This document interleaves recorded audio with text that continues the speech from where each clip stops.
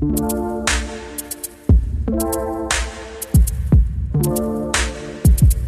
everyone, I am Stephen Drew from the Architecture Social, and I'm joined here by a fantastic guest who's actually also a moderator on the Architecture Social, Dr. Liz Walder, FRSA, MCIPR, and a wonderful, wonderful doctor who contributes to the Architecture Social. How are you? I'm okay. I'm good, thanks. Yeah. So just before this, we had a little debate because I signed up to the Royal Society of Arts just before the coronavirus hit in. Yeah. But I can see you're an FRSA member. But for anyone that doesn't know you, you're more than that. You're a doctor Of architecture. Yeah. Yes. So you're straight away much more cleverer than me. So I've only got 5 O levels. Have you? Yeah.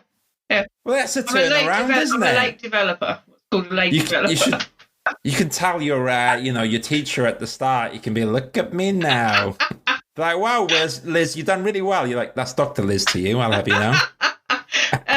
Years when I went to teach at the Welsh School of Architecture a couple probably about 5 years ago now, a student came up to me with a question in the middle, interval in the lecture, and she said, Dr. Walder, whatever the question was. And I was listening to this and I was thinking, Dr. Walder, that sounds a bit grand. Really, it's not really me. I don't want to be called Dr. Walder. So I looked at her and I said, you can just call me Liz. So she said, okay, Dr. Liz. And after that, it stuck. And now, in the students all call me Dr. Liz. That's just stuck. And my teaching assistant and now he, even though neither of us teach at Cardiff anymore, he still texts me and it just says at the top, Dr. Liz, whatever is the question. Wow, this is what I call you, Dr. Liz. And so let's talk about how we met, actually. So I do a live stream on the Architecture Social, and you were one of the fab guests in the audience, which kind of started commenting. And I love that because half of it's conversation. But obviously having the doctor in at first, I was like, oh, well, we've got to be professional now. Got to know what we're talking about. I came across it by pure chance, really. I'm quite active on LinkedIn. I think I've got, I pay for a profile. Like it might be a navigator profile in LinkedIn. And so I can access more information and search more because I'm using it quite a lot for business connections. And I just came across it one week and I just thought, hey, this looks interesting. Wonder what this is about. And I went in and you were sitting there talking, I think, to Will. And I thought, this is quite cool. And then after that, you had a thing when you were showing off developments in the field. And I was like, well, I see those kind of things come across my desk because I'm in touch with a couple of practices that I do a bit of social media for. And I was like, well, I could send you the stories that I come across if you like. And that's how it started. Well, this is it. Well, have you seen today? So we've got that area in the Architecture Social now, Liz. So we can, if you post in the stuff, we'll get it online. But why I love you in the audience is because then it adds an air of professionality to the Architecture Show.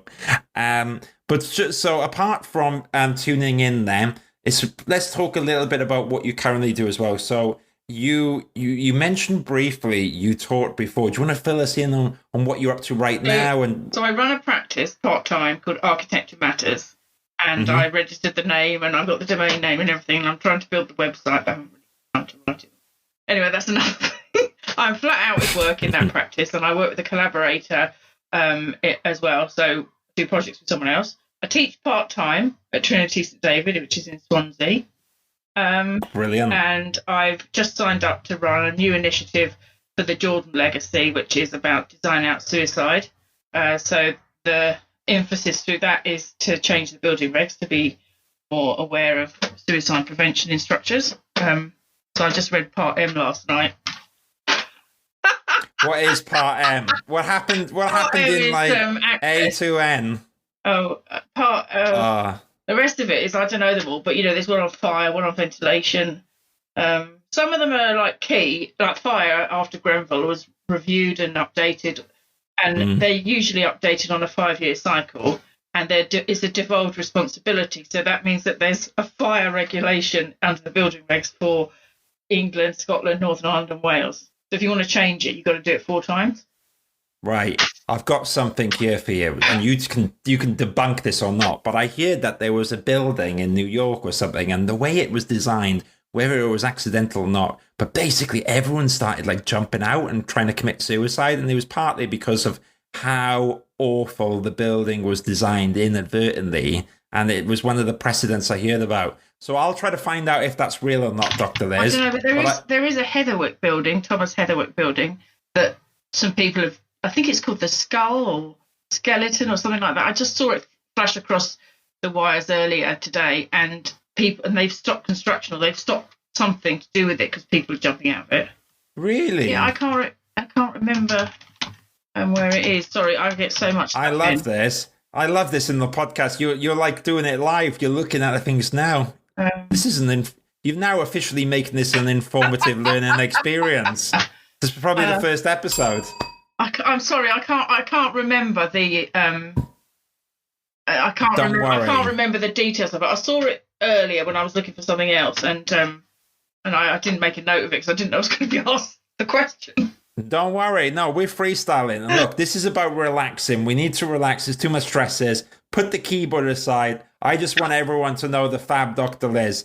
So, do you know what? We got to do the laboratory as well, aren't we? Yeah, so we set up, the social. Steve and I have set up Dr. Liz's laboratory, and the idea in there is to sort of create some mini projects that we can then push out into the social to get people involved in. But it's a sort of like, I don't know, like a little egg of creation. Yeah, isn't it? It's like your own little studio, the way I see it. And I kind of like, we were talking about maybe Excel tables and stuff, but actually people can just post stuff on there, and we can find a way to categorize it. And I actually know a way that we can categorize. So maybe we move you from a group. Like a kind of incubator, isn't it, really? Yeah. We'll put it in the resources section, because then what you can do, Dr. Liz, is you can construct your crazy course in the mad laboratory. This sounds amazing already. So I know, it's like when I was going to do my PhD, I fell into architectural history, I suppose,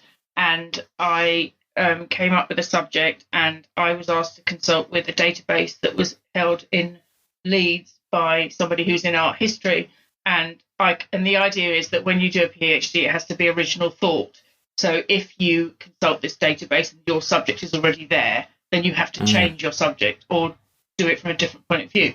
And because I know that database was really helpful for me, I was thinking maybe I could create something like that with undergraduate work, like as a final year project or something. And particularly, we have students who write dissertations. Not every course does that, but I think it would be like a useful resource. And I think particularly in the COVID environment, because we are, they didn't have a graduation ceremony last year. And what does everybody want in life? They want to be recognised. Yeah. They want to be remembered. Yeah. So if I can create something like this, like some kind of database with this information in, at least it's a starting point for future researchers. I've got it. So that's going on in the lab. I won't be able to do anything in the lab, but I will build you that lab. It's like Breaking Bad over here, isn't it? Gosh, God knows what we'll be cooking up in there. But let's touch upon that briefly, because one of the things when we first talked about this, and you give me homework, and actually, you give me the other podcast, which I actually enjoyed. It was a really fantastic surprise. Oh, yeah, so I've actually done research technically on this, because I listened to your podcast about your PhD and the Reba medal, and it was really intriguing. We'll put a link to that underneath this as well. So what Steve's referring to is I was interviewed by vivasurvivor.com, which is... What is that, though? Because the title sounded like a travel blog. So when you do your PhD, you have to have a conversation at the end. That's the exam part, and that's called a viva, which is a Latin word, but like this... I don't actually know what it means. Better look it up so I don't look stupid. You look incredibly smart when I'm interviewing this, so don't worry. And Viva is, so this guy who's called Nathan Ryder, he has his own PhD. I think it's in mathematics, and he set up this like podcast webinar thing called Viva Survivor, and it's designed for people who have to go through a Viva, so who are doing a PhD and they don't know. Maybe what questions they're going to be asked, or, how the Viva works. And I was the first student on Viva survivor who had done a PhD part time. So that meant I was of quite good interest to him, and I did it very quickly. I think probably a month after I did my Viva. So it was all quite fresh in your head, really. It's interesting. It was good, and I enjoyed it. It was what I found fascinating. So let's talk about what the subject was to anyone. So what did you write your PhD on? I can see that, but people can't. So it's the Royal Reba's Gold Medal. I worked in. I looked after RIBA awards for London region in the RIBA. And I wanted to originally write it on the awards, but they were only 40 years old. So the academics that I consulted around the time, they said, why don't you do it on the RIBA Royal Gold Medal? Because it started in 1848. So it was actually had quite a long period of time. And nothing had been written about it at all. And so I was like the first person to come in and do serious research. And I discovered quite a lot of interesting facts about it. So it's called the Royal Gold Medal, but it's not actually made of gold anymore. You know, I was amazed when you dropped that. That was a mic drop, wasn't it? Which was quite interesting. There's a really interesting example of that. So Richard Morris Hunt had a gold medal. He was an American. I off the top of my head, I can't remember when, but it was like in the early 1900s, 1903, something like that. And he was it's either him or Charles Fuller McKim, I can't remember which one, but whoever it was, they liked the gold medal so much they wanted to display it. So they had a plaster cast made of it, painted it, with like gold leaf. But obviously the weight of a plaster cast is completely different to the weight of gold medal. Plaster cast is a much lighter thing. Anyway, this cast was given, left somewhere. And when this architect died, I don't know what happened to his effects, but the museum put it all under lock and key because it was a gold medal. I got in touch with them when I started researching, because one of my tasks was to track down as many medals as possible. And when I was shown photographs of this gold medal in this American museum, it had no hallmark on it. And I thought, this is a bit odd. So I asked them to weigh it. And I then when they told me how light it was, I then had to share with them that actually that's a plaster cast covered in gold leaf under lock and key, not a real gold medal. Right. So there was a few, and I can remember saying to Neil Jackson, my supervisor, this is quite momentous. Do you think I should actually tell them that the thing that they've got in a case under lock and key is only a plaster cast? And he was like, yes, you have to be honest about this. So, wow. Yeah, so that was, I found kind of those kind of things out. As many living medalists as possible, I got to go and see and interview. So I had 27 minutes with Norma Foster, 3 hours with Richard Rogers. Wow. I sat on a train with Herzog and de Meyron. 3 hours with Richard Rogers? Yep. Wow. Long time. And I had a contact at the Numismatic Society that is a coin curator at the British Museum, and he put a piece about because it's coins and medals, they're categorised as in the Numismatist magazine, and through that some medal collectors got in touch with me. So it was quite interesting to see where the medals ended up. Not all of them were kept in the family, archives. I bumped into somebody really early on at a lecture at the Royal Academy, and he turned out to be the son of Giles Gilbert Scott. Right, okay? wow. And Giles Gilbert Scott got the medal, and his grandfather, Sir George Gilbert Scott, got his own gold medal. So I went to see them, and I had 2 gold medals in my hand at one point. That was quite exciting. Were they really gold though, Dr. Liz? Is it gold? Yes. Were they really gold, or they plastic board or whatever? Sir George Gilbert Scott's is gold because he got it in the 1850s. Wow. And Giles's is gold, but not so. It probably started off about 24 carat, and then it was the mint make it, and they chop it down every year. And then probably about I haven't got the exact date to hand, but in the 1970s it was made into silver gilt, which is basically a silver medal covered in gold. Wow. Is there any way that I've got 2 questions that come to mind. So if anyone wanted to listen, read this or look through this, Because I can see you flicking through the copy. Is that the only copy in the world, or is it online that people you can view? buy it. Yeah. Hang on. Oh, it's here. Here, I have it published, my PhD. It's called History, Design and Legacy. And it was published, I think, 2009. It's the gold medal. So the PhD only goes up to 2012. And this is literally the PhD just published. But I do keep the statistics every year. So I do try and that's cool. Because I do a lot of forecasting and predictions about who's going to win. So I do try and keep. Really? And also I try and speak at a conference once a year, and you need to have the up-to-date statistics. So I do have like some pieces of information in there. So yeah, you can get it. You can get it on Kindle now. We put the cover price, I think, was about 35 quid for this, and it was the first book for this publisher that went into 3 figures for the royalties. No way. Yeah. Because I did a lot of publicity. I've badgered all the schools of architecture to buy a copy. Well, 3 figures worth so much. Oh, what am I? Not 6 figures. Me, he earned more as well. The publisher. Anyway, you can also get this. I think you can buy it now on Kindle as well. What we'll do after this is I'll get the link for it, and we'll put the link up for anyone. It has pictures. Cool.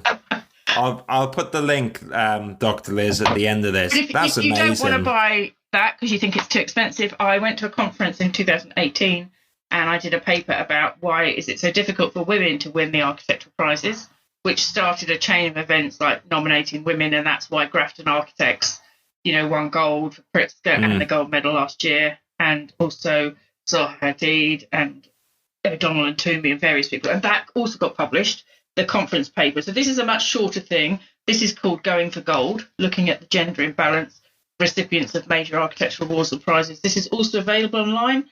And this, as a book, this was £10. It's probably much less now. Probably about £2 halfpenny, probably. So this was my my conference paper. And the idea was that we were going to publish a conference paper every year. Then COVID came along. So no, we didn't. So last year's publication that I wrote was a contribution to an international thing about COVID. It was like, how are you coping with COVID? And I wrote a paper about communication. So it wasn't anything to do with design. This year I'm giving a conference paper at the end of the month, which is about future of architectural practice post-COVID. And I'm speaking tomorrow about design out suicide. So one of those will end up as a publication this year. Wow, you've got, well, you could always, if you run out of ideas, you can do one on the Architecture Social show, right? The complete drivel of Stephen Drew online, huh? No, because this would be about cultural, society, and what you're doing with the Architecture Social is you're providing like an outlet. So I know that there's a whole element to it which is about recruitment and job availability and kind of the advertisement of that, actually explaining the jobs to people rather than just like sending it out as an email. But also there's an engagement within architecture, and there's a lot of the audience who's students or coming back into architecture from being in practice, and I think there is no other platform like this that engages so well. That's really sweet. Because I'm glad you appreciate that, because it makes it all worth it, because sometimes it can feel like a lot of work, but I think such as anything that is a bit extra special is a lot of work. I imagine there was a few times doing your PhD when you felt like throwing the book out the window. Yeah. I just look up above my head, and this book above me, I've got a big shelf in my office at home, and it's called The Genius of John Ruskin. This book, right? Okay, and it's basically about his writings, and he was like, an early architect, and John Ruskin was the first person to refuse the gold medal. Really? Okay. And when they made the gold medal, they inscribed the name of the person on the edge. So his medal was made for him, and he refused it. So it had to be melted down and given to someone else. I discovered all that sort of stuff. So every time I think about throwing the towel in, I look up and I see that book, and I think, well, there was all that performance with the medal, and we got through it. So can't be that bad, Yeah, and do you know what? I mean, I joke, I guess, that Well, I mean, the thing is with the social, and especially the live broadcast, because I think let's talk about that a little bit because that's how we met. I think it's always interesting trying to get the balance between. I try to get it informative, but a little bit light and a little bit fun. Where it's almost, and what's great is like, for instance, you and Gavin today were having a bit of a conversation, which kind of came out of nowhere, and that's the kind of point. And I maybe I'm sometimes almost sound a bit harsh on myself, but I think you have to sometimes not take yourselves too seriously, and that's the bit I try to do with the social of because live streaming, you can totally say the wrong things. It's like today when I was telling you one of the beautiful Heatherwick buildings in Wales, and you're like, seriously, Steve, it's Richard Rogers. And I'm like, no, he's got this brilliant flowing building.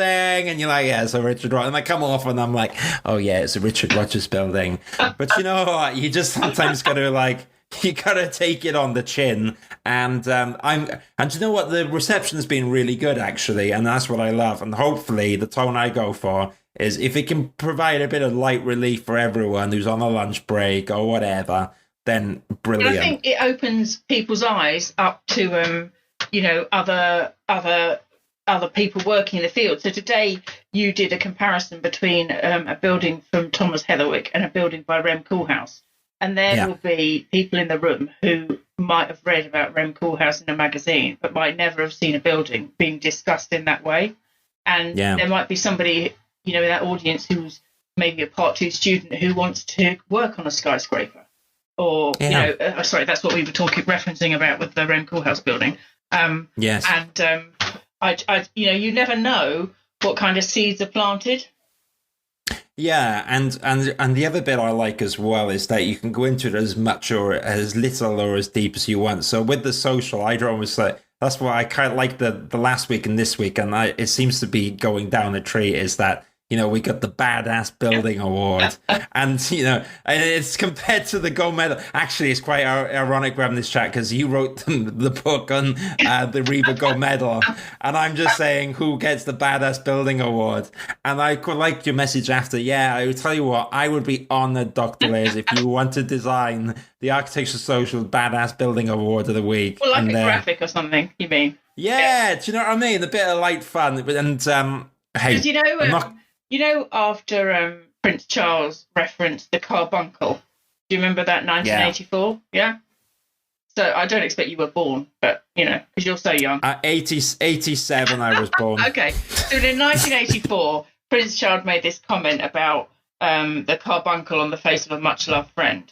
And he was talking about this proposed extension to the National Gallery in London that was going to be by ABK. And the outcry, the fallout from that was huge. But anyway, as a result of that, BD, as in Building Design magazine, they set up an award called the Carbuncle Award, which is given to the ugliest building. Oh, I know it very well because I worked at EPR Architects and they got it once. And you know what was really a bit of a difficult one? They were really good about it because actually they didn't design the building. They did the executive architecture. When I teach students, I believe that I should just almost open Pandora's box of architecture and show to the students. So obviously I work through themes because I can't do everything in, one go. But and that might be periods or it might be a specific theme. But I give them good and bad. So when I talked about postmodernism, because that's the period in which 1984, the year falls, I referenced the carbuncle conversation speech to Prince Charles, and then I also referenced the Carbuncle Cup. So those, my students are exposed to, this is fantastic design, and this is carbuncle level. Do you know what, though? There's so many buildings which are quite awful, which don't make it into the Carbuncle Cup. And then on the other hand, I saw, I live in Lewisham, yeah? And one of the Lewisham towers was in the Carbuncle Cup. And I'm just like, are you serious? If you go down to Catford, it gets a lot worse. Do you know what I mean? I was like, these guys have had a bad time because, yeah, it's not perfect. But what it did is it still added a lot to the community. And there was nothing there before. And, sometimes you got the argument of, I live in Lewisham. There's huge gains to the gentrification. But, okay, it wasn't the most profound design, but it served a purpose. And I thought, compared to some, it wasn't that bad. Because sometimes you look at the awards and you're like, okay, I see why you got the Lewis Carbuncle. Towers, is it? Yeah, there was. I think it was by PRP. It was the one near the station. Oh, Lewisham Gateway. Yeah, I know this. Yeah. I felt it was a little bit harsh. Well, I mean, I wouldn't say that's super car. I'm glad it didn't win because there's a lot more serial offenders around. Oh, there you go. I've got my little thing here. You know, way more worse ones out there than the Lewisham Gateway. Do you know what I mean? Because like sometimes you think, I don't know, but it's very interesting. I do give a lecture it's called Pride and Prejudice, and it's about subjectivity, bias, and prejudice in architecture. And what we're discussing is quite subjective, isn't it? And particularly when you start looking at awards, that's very, very subjective. And it depends on who wrote what about whom. Well, do you know what you're talking about transcends even just buildings, though. Let's talk about recruitment. What I do, you can get massive. What was the word? Subjective biases, and I think a really good talking point on that is pictures of people, individuals in CVs, because it can either go down a tree, or it almost detracts from someone getting a job, and it's not malicious, but the person who's looking at it will always have a bit of a subconscious bias. And I think it was interesting because Jack Pringle, he talked about on Twitter. Actually, he did a course on these biases that they weren't even aware of, and it was interesting because he was like, "I'm surprised because I thought I didn't have biases, and clearly I do." And I don't think anything grand, but what he was saying is everyone could benefit from it. But on the other end of the scale, I've done recruitment for councils, and it gets to the point when you send in the CV through,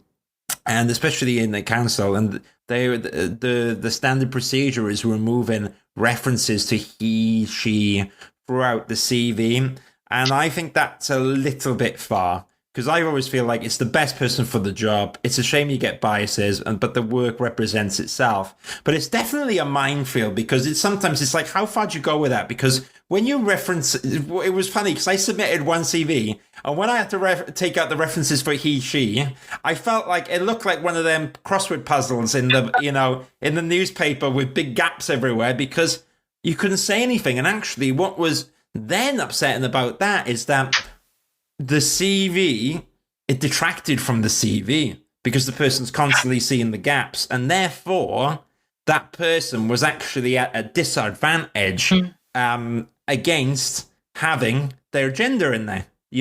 It's crazy, isn't it? I mean, we are now on we're moving forward in architecture terms into equality almost. More women are coming through. I just looked at the statistics for our years in Trinity St David, and the new intake that will come hopefully at the end of the summer is 50-50 men women, and that's the first time I've ever seen that.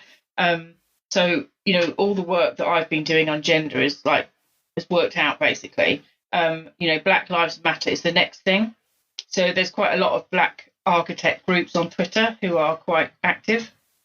Good. And the RIBA have appointed somebody who's the head of change. So I think they are moving, validation and coursework and those kind of things. It's going to come through in education for more non-white architects. David Adjaye has just been given a gold medal anyway.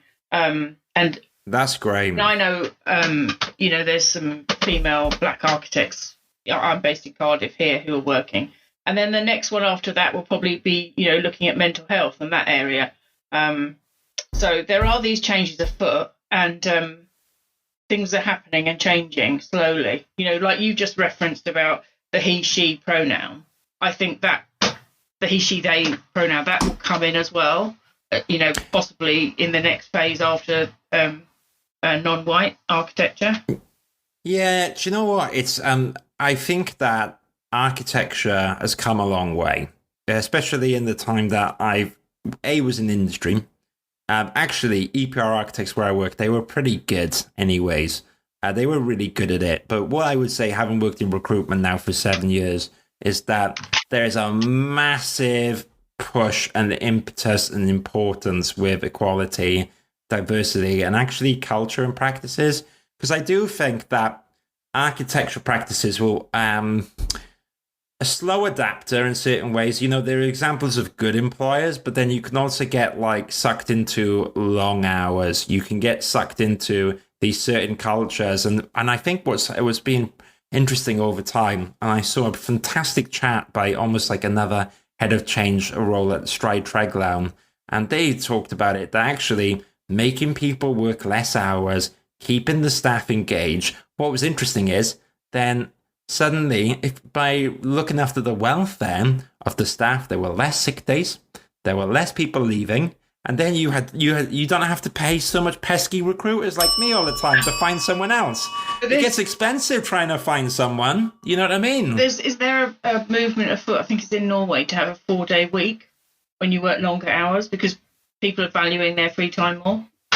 Do you know, well, because, I mean, you're running your own architectural practice, so while everyone can't see the video feed right now, I can see that you're in your fantastic office with your whiteboard behind you. But the thing is, a lot of people are not working in at home permanently. People have been, what's that, Doctor? So anyone, because remember, it's audio only, so what am I looking at? Plans, drawings. So this is a building, it's in, I think it's in Neath. And it's having a refurb and new entrance, and it was a pub. Now it's doing takeaway food, and this is the bits that fell off the printer. So I've just basically put these together on my whiteboard, and then I have them as a backdrop, so people think that I can draw, and that is. Well, you can draw. Yeah, I mean, I can. You're being harsh on yourself. I've learned this year. I never had learned it before because drawing wasn't a requisite of anything that I did, but I taught myself AutoCAD, and that was because I work in a collaboration with someone else, and that was the program they used. I'm a bit nervous about Revit. That's been referenced a few times on the Architecture Social. I'm like, ooh. Well, it is really important for people working in practices, but that's what I was just going to get at, because you're working at home in an office environment right now, but you talked about a 4-day week, right? Yeah. And I think not even so much a 4-day week. There's going to be a big culture shock soon because let's say hypothetically, and everyone has a different viewpoint, that coronavirus. We got the lockdown in March that's hopefully going to be lifted. There's going to be talks about people going back to the office. But what I would say is when the coronavirus landed, there was a lot of architectural practices, I'm sure, that felt, holy moly, how are we going to keep going when we can't go into the office? You need to be in an office to make an architectural practice work. And what's interesting is that so many people have worked at home and they realize that we can do it. So I think the big culture shift isn't to a 4-day week. I think that a lot of people on the back of this are going to want to work 2 free days in the office, 2 free days at home. Do you know what I mean? So I mean, what I'm seeing here is that more and more people are looking for home office space. So they're either having an extension built or they're converting a loft into a bedroom and then converting that bedroom into a home office. There was a big push here in city centres for office space, and that's now being defunct and being changed into housing stock.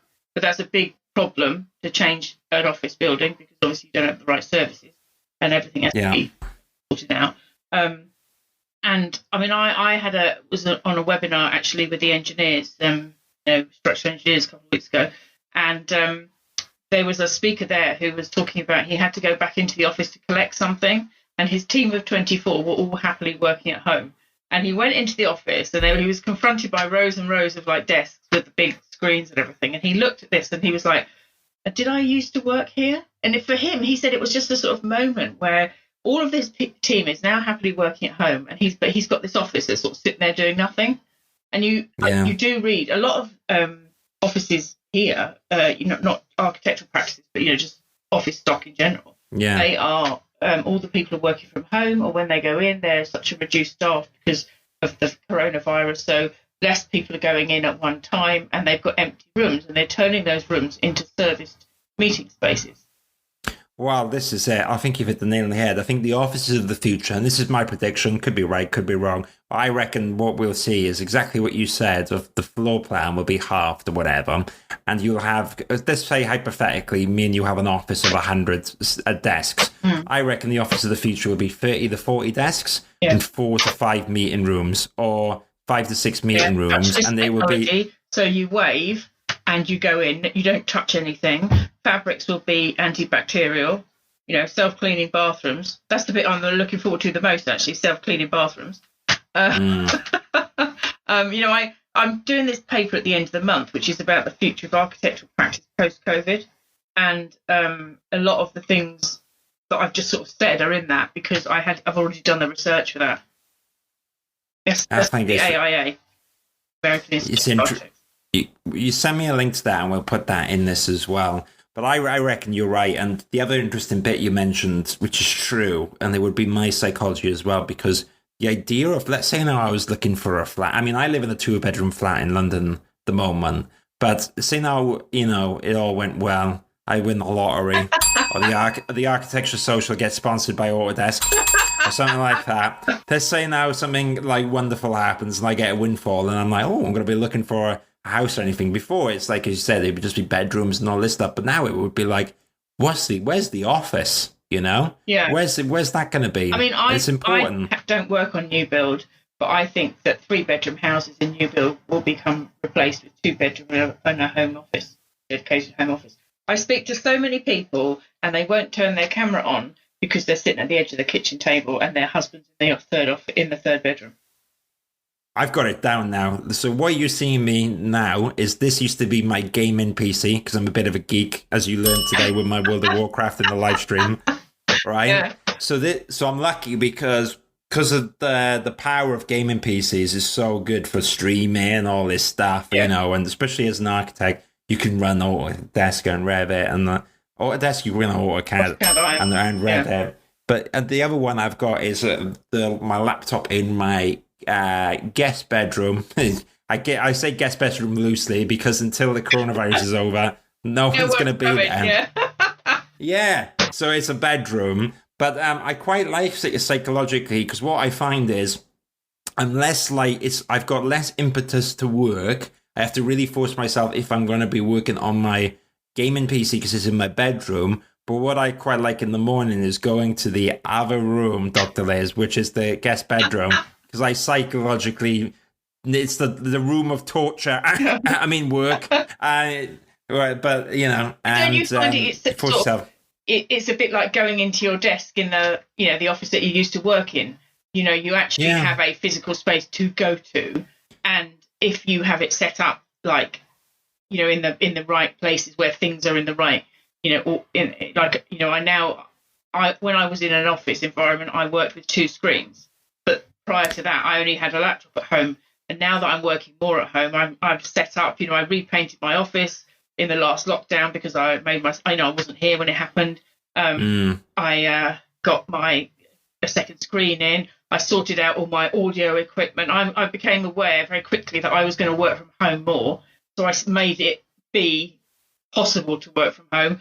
And I actually have an office in which you can get into. I don't have stuff all the crap on the floor anymore. Wonderful. I sorted out all my books, all my reference material, everything is to hand. So this is like walking into if you came into my house and you saw this desk, it would be like it was in the office, the big offices.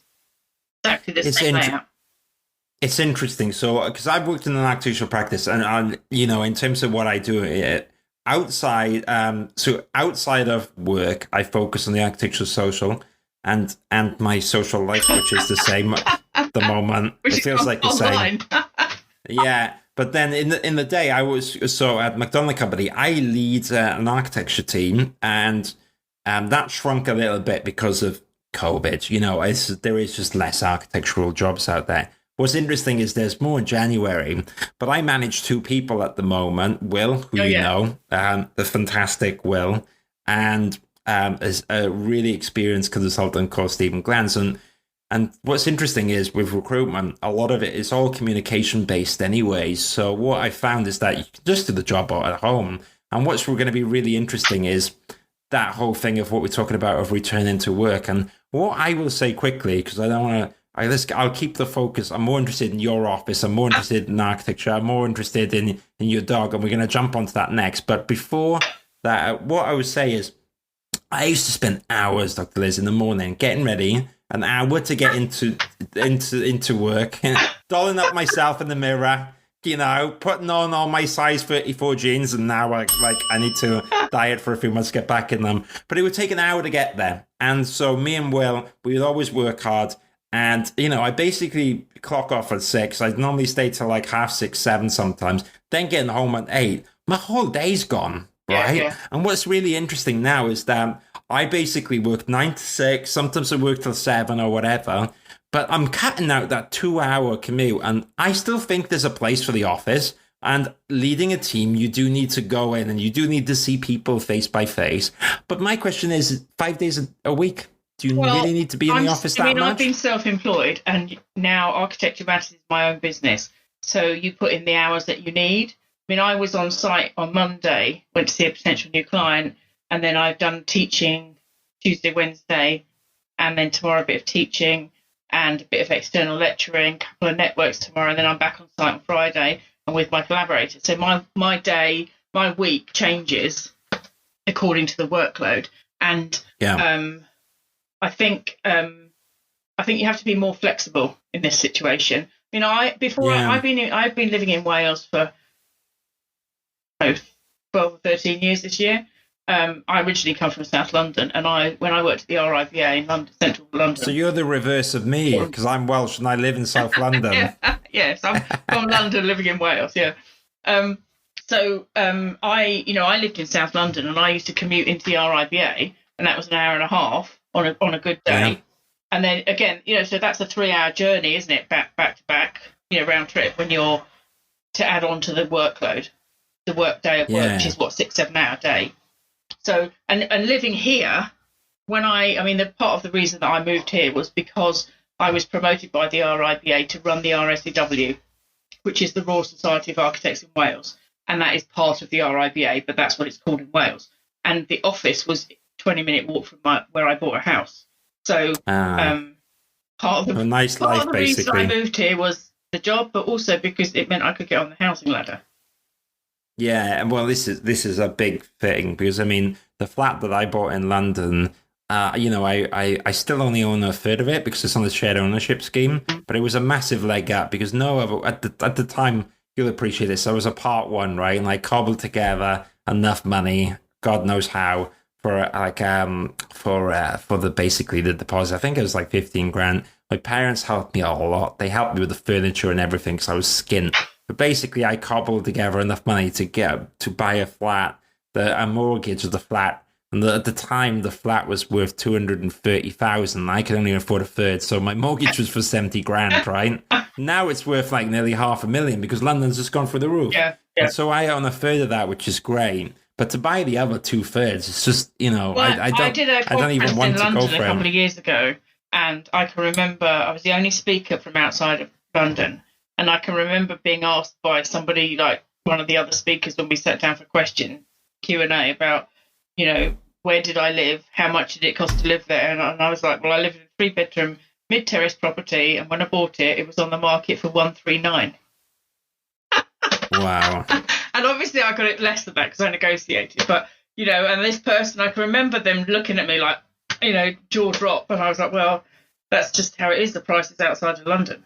But then, I have everything I need here. I have a good community here. I can work online. I've got good links. I do a bit of teaching now, and I still go back to London. Well, before COVID, I went back to London, and see friends and family. So I'm 20 minutes from the beach here. Take the dog. It's fine. Let's talk about that briefly. So. Talking about dogs, so I've got my Dexter, and let me just paint the picture because I think this is an interesting point around the theme. Because I think we talked about home offices, we talked about a few other things. So I had a fantastic puppy called Dexter. He's now 4 years old, and I used to run my own recruitment business. And so during that time, so before I moved to McDonald Company, I ran my own recruitment business. And I used to rent a WeWork. I used to think I was so cool. We were all going around with our Pret lattes, you know what I mean? And then I had my Boston Terrier, thought it was cool as cucumber. And for one reason or another, me and my business partner at the time, we went our separate ways. And so I worked on myself for a little bit, and I could work at home like you, and it was really easy with the dog. But then I went to McDonald and Company, and they are really good employers. But, the policy was not dogs in the office, and fair enough, because I think one or two people were allergic, right? And so it had this really awkward scenario where I'm like, I can't fully look after my dog. I love my dog. It's not going to be fair. I was like, I'm not going to lock my dog up and pay for someone to pop around for an hour. It's just not the life. But luckily, my parents in Wales look after him. Classic thing with my parents. No way, don't want a dog. And now it's like my dad and mum's best friend. You know what I'm saying? Classic story. And they're really great and they look after him. But I think if you were not working at home, it definitely makes it more challenging as a dog owner, doesn't it? Because then it becomes not fair for the dog sometimes. Do you know what I mean? It does, because you're not supposed to leave a dog for longer than, I think it's 4 or 5 hours on their own. And dogs can't tell the time, but they can, see when the light goes and the shadows come. And I think it's not fair, really. So Lutyens, who's my dog, who's named after Edwin Lutyens, the architect, I've had him 4.5 years, and he has come to work with me wherever possible. And when I worked in a couple of small architectural practices, and he's come with me, and they christen him the head of security, because whenever a visitor comes, he jumps up, hello, have you come to see me? Have you got a biscuit? Hello. We call him like the head of security because he's very enthusiastic with visitors. And then when I've worked in a role where I couldn't take a dog to work, I've got up and walked in first, and then I've had a dog walker come in at lunchtime. And that was good, but it was just a different thing. And I think he didn't like it. It's not the same, is it? He loves it now because, I'm here all the time. And my role in life with Lutyens is just to take him out. It's not to earn any money. Keep him in biscuits. Oh, it's sweet. I mean, I as a dog owner, I think it's a relationship which is so strong. But I mean, but I'm happy as much as I love Dexter around. And there's times when you think, oh, in this lockdown, I could have my dog back. But actually, my dog, Dexter, I see him all the time. When I do pop down, I see him, and you can tell the bond's still there because, like you said, my dog has borderline an epileptic fit when he sees me, and I go, ah! And, there's a part of me that still loves that. But my parents are amazing, and they take him for walks on the beach, like you talked about, every day. Every day, Dexter gets a walk at 10. He's got his routine. My mum lectures me on how to do it. I'm like, Mum, I did bring him up for like 2 years before you did. You know what I mean? He survived. He survived. Actually, when you're in central London or, like inner London where you live, you don't see that many dogs.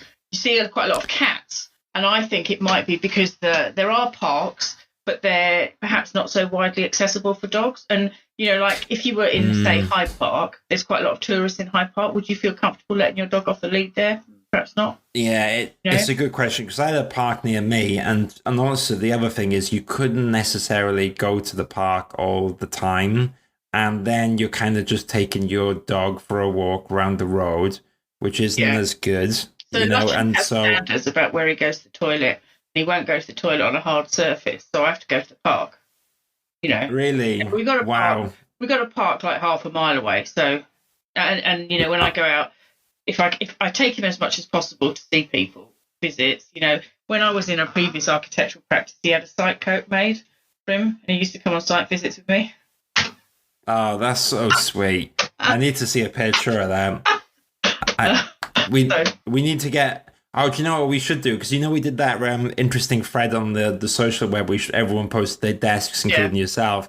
We should get one like post your pet. That would be really cool, wouldn't it? I thought that was really interesting because Tim Saw, who's photographer, he did a series of pictures for, I think it was for the AJ a couple of years ago, probably 10 years ago now, and he basically went round all the big practices and took pictures of their offices and the architects at work, and it was quite an interesting series because you actually got to see behind the front of say Foster and Partners or Terry Farrell. You got to see people at work, and then when you see that, you can immediately understand how their ethos is and how the teams work and that kind of thing. And then when you posted pictures of your desk up, and I was like, well, this conference that I'm doing at the end of the month, because it's relevant to my paper, which is about the future of architectural practice, I have put a picture of my desk in the presentation. So I'm not frightened of showing off my desk. Yeah. And I thought that was really interesting. It was nice. Maybe we should make some kind of ebook out of it, or some online exhibition or something like that, because we've got the material. Or you should make it, because you've got the architecture social and you run it, and it's your. Oh, you're really sweet, but you know what? I want to take less responsibility. Do you know what you appreciate? Just before this, I've got permission as well. So the background on the architectural social is by this fantastic guy called Joel Wallace, and so he's given me permission that I'm going to do a print of his work. Okay. And so what I've got as well is, QR codes. Normally I hate them, but I've managed to find a really stylish way to get a stylish QR code so that it'll be a painting. And what I'm going to do is have it on the back of the wall of my stream, which would be really nice. But then I'm thinking what I'm doing is like a competition every month for the students.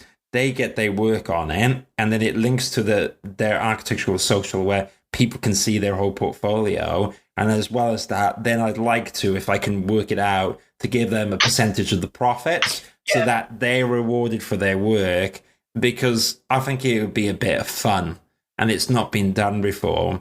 But that's what I'm going to work on. If I start doing this ebook, Dr. Liz, I might have I can put the ebook into the lab and work on it in there if you like.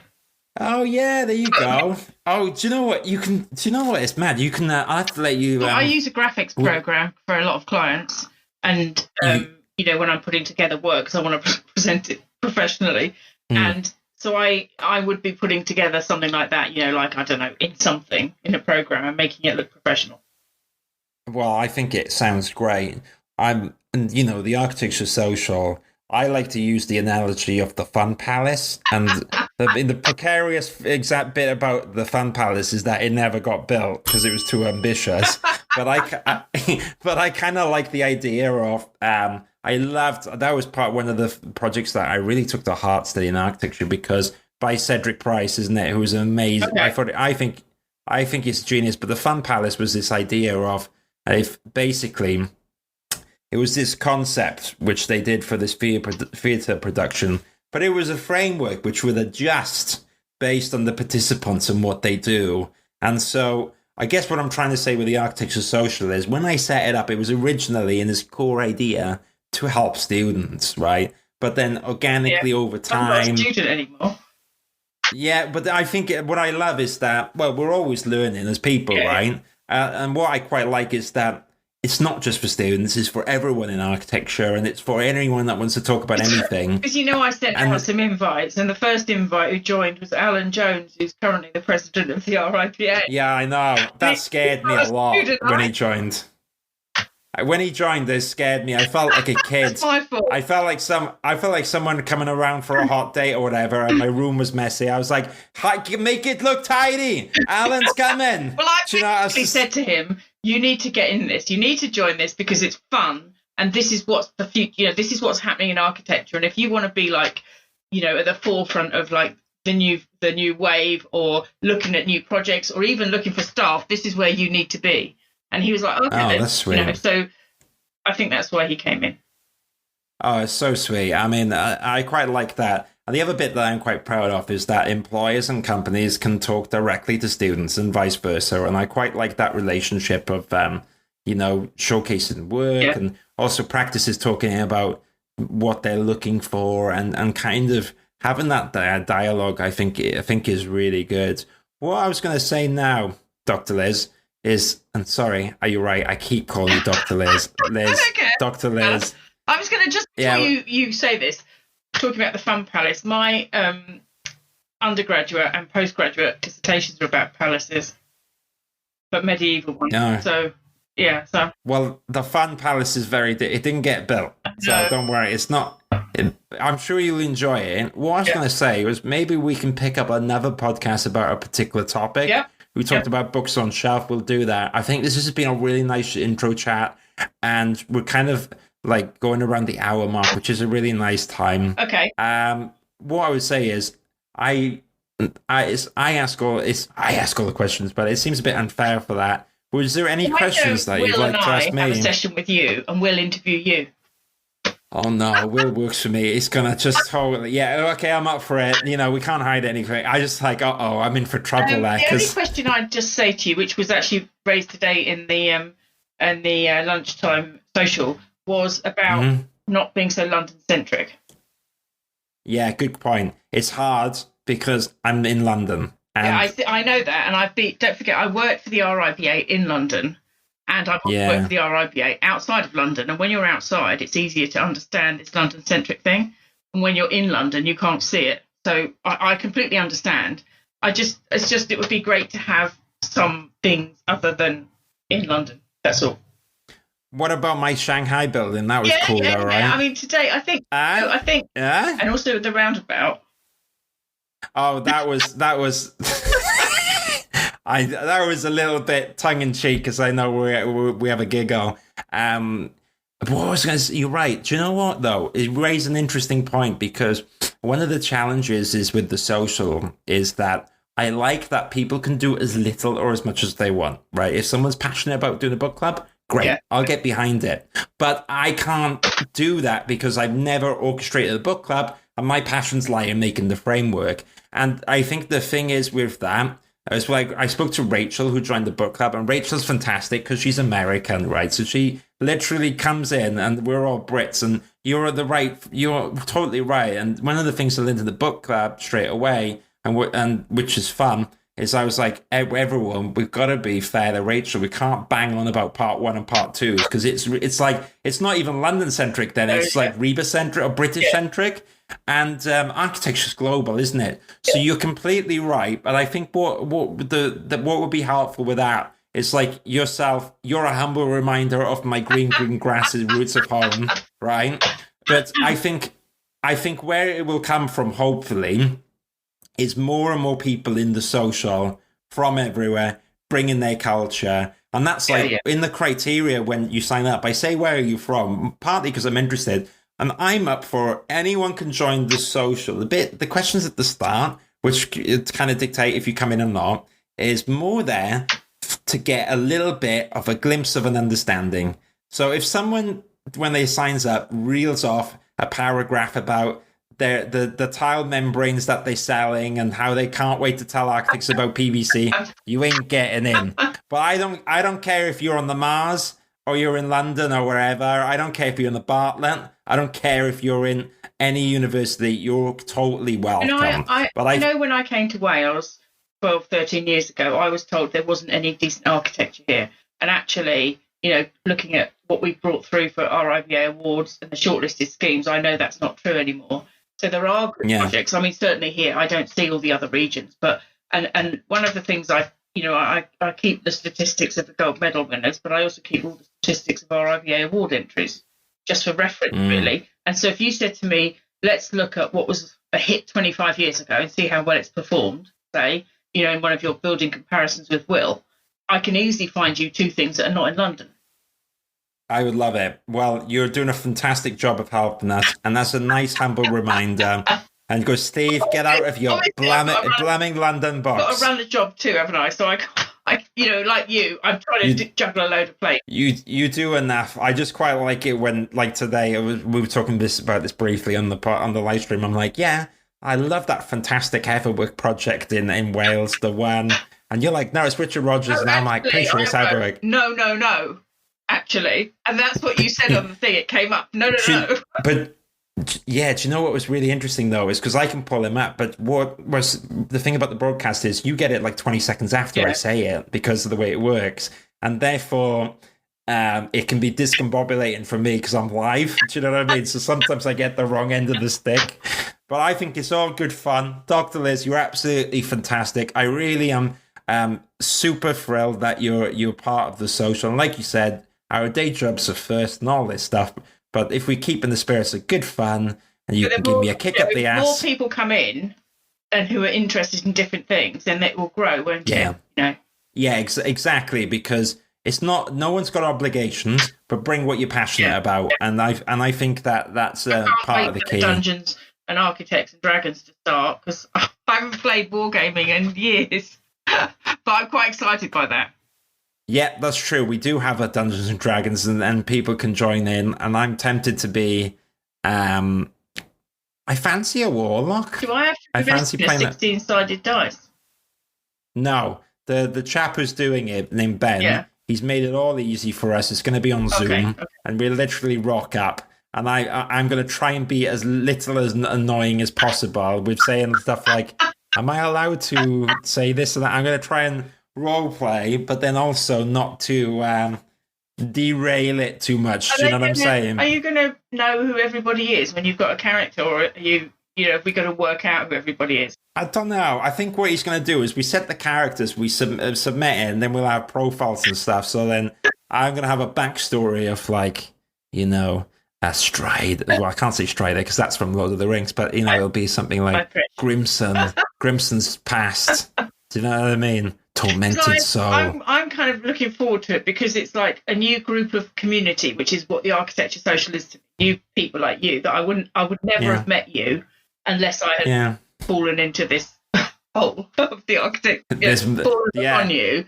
And the rabbit's hole, the spiral, the downward spiral. But, you know, and it's like, I think it would be a great adventure, really, to do it. And then if it works, more people will want to participate, and then eventually it will just run itself, won't it? Sounds good. I best be on my best behaviour in that group, not for everyone to flock away. It's after hours. We can all have a beer and let our hair down. Absolutely. Well, thank you so much, Dr. Liz. I will post everything here. It's been an absolute pleasure. And don't hang up just yet, Dr. Liz. I'm going to press the stop button now, and hopefully we will still be here, and hopefully the files will not be lost, because otherwise I'm going to throw myself out of the bridge, and you can put me in your next paper. Thank you very much.